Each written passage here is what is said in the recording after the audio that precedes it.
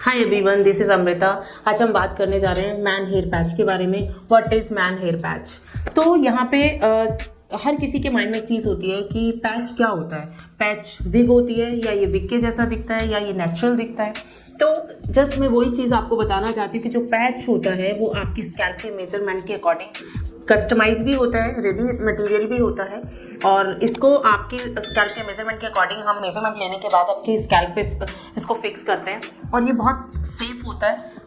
Patch का इस तरह से बेस आएगा, इसके ऊपर हेयर स्टिच किए हुए होते हैं जो बहुत ही नेचुरल दिखता है, एकदम स्कैल्प जैसी लुक आती है, और ये ह्यूमन हेयर्स होते हैं। आफ्टर मेजरमेंट हम इसको लगाया जाता है, टेप के साथ भी लगा सकते हो, क्लिप के साथ भी एंड ग्लू के साथ भी।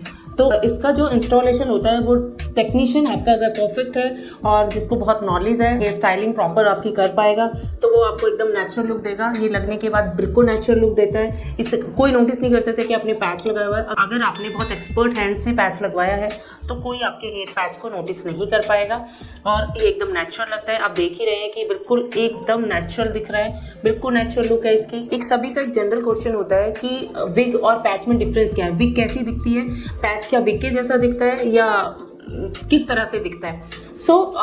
जो विग है वो थोड़ी अननेचुरल दिखती है, वो मतलब नोटिस की जा सकती है कि विग पहनी हुई है, बट पैच नोटिस नहीं होता। जस्ट लाइक है जैसे आपके हेयर का वॉल्यूम है वैसा ही दिखता है। बस अगेन वही चीज़ है कि टेक्नीशियन परफेक्ट होना चाहिए, आपने एक्सपर्ट हैंड से आपका पैच लगाया हो और कटिंग प्रॉपर हो, कंफर्ट लगता है, बहुत अच्छा दिखता है, आप एकदम से आपकी लुक चेंज हो जाती है। पैच के लिए प्रॉपर स्कैल्प का मेजरमेंट होता है, और मेजरमेंट किस तरह से होता है, front to back, ear to ear, कितना आपका एरिया स्कैंटी हुआ है।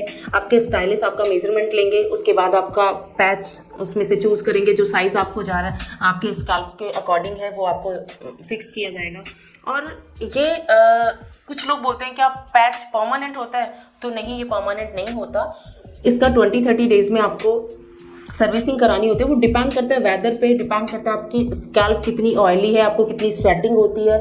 इसका कोई भी क्राइटेरिया नहीं है कि इतने दिन बाद ही आपको सर्विस के लिए आना है, डिपेंड करेगा आपका वर्क कैसा है, आप कितना एसी में रहते हैं, कितना आपको स्वेटिंग होती है, कितना आप 4 व्हीलर चलाते हैं या 2 व्हीलर चलाते हैं, अकॉर्डिंग टू योर वर्क उसी के अकॉर्डिंग आपका पैच स्टे करता है। फिर आप लोगों के क्वेश्चंस होते हैं, मोस्टली सभी क्वेश्चन करते हैं क्या ये ह्यूमन हेयर्स होते हैं। यस, ये 100% ह्यूमन हेयर्स होते हैं। एंड सेकेंड चीज़ क्वेश्चन आता है कि क्या हम इसको वॉश कर सकते हैं। डेफिनेटली आप इसको वॉश कर सकते हो, जैसे आप अपने हेयर को पहले वॉश करते थे या जो बचे हुए आपके हेयर हैं उनको जैसे वॉश करते हो, बिल्कुल वैसे ही shampoo, conditioner, towel dry, but direct एकदम से ड्राई नहीं लगाते हैं, वो अपने हेयर को भी कभी नहीं लगाना चाहिए।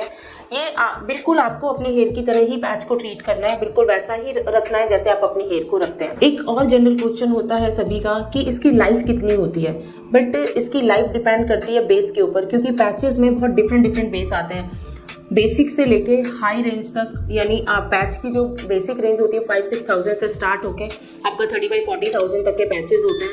तो उसमें डिपेंड करेगा कि कौन सा पैच आपने लिया, किसका बेस कितना स्ट्रांग है, किसका बेस कितना लाइट है, वो सब बेस पे डिपेंड करेगा।